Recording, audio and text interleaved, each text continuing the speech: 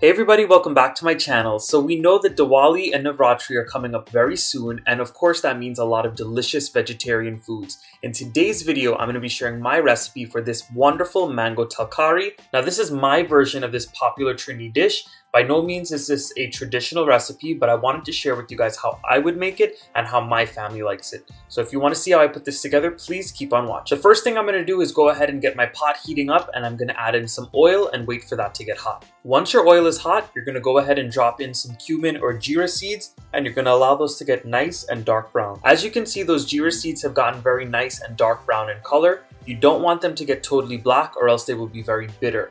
So at this point, I'm going to go in with some seasonings. I have a lot of garlic, I have some hot pepper, as well as some pimento or seasoning peppers to add into my oil. And at this point, my oil is not on the highest setting because this garlic and pepper mixture can burn very quick. I just want to saute it and get the raw taste cooked out. So as you all can see, it's been about 1 to 2 minutes and that garlic and pepper mixture has browned up just a little bit. I'm going to start to go in with my spices and my main flavorings now.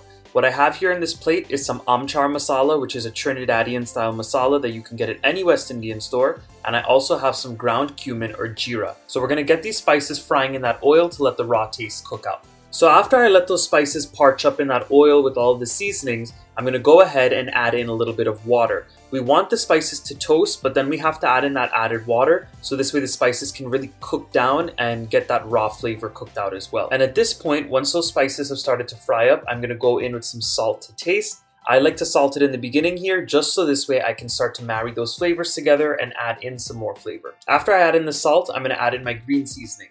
This has some culantro or shadow beni. It also has a little bit of thick leaf thyme. It has lots of garlic, some pimento peppers, as well as some hot peppers. This batch did not have any scallions or onion in it, but I know some people would put that in their green seasoning as well. So this spice mixture has been cooking for about 7 minutes at this point. You're going to see that the oil released from the mixture and it's changed in texture. That means that that mixture is properly cooked and the spices are not raw anymore.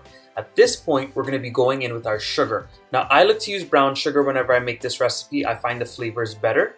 And also, whenever you're making a mango talkari or anything like this, you have to put in some sugar. So this way you can get that sweet and savory taste that the mango has. And you're going to mix this up until that sugar starts to melt. And this right here is exactly what you're looking for. You're going to see the mixture gets very liquidy. You're going to see that it darkens in color a bit. And you're going to see that the oil starts to release from the mixture as well.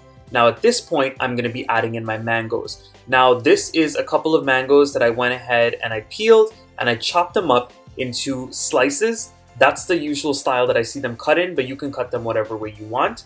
And I did not pre-boil these at all.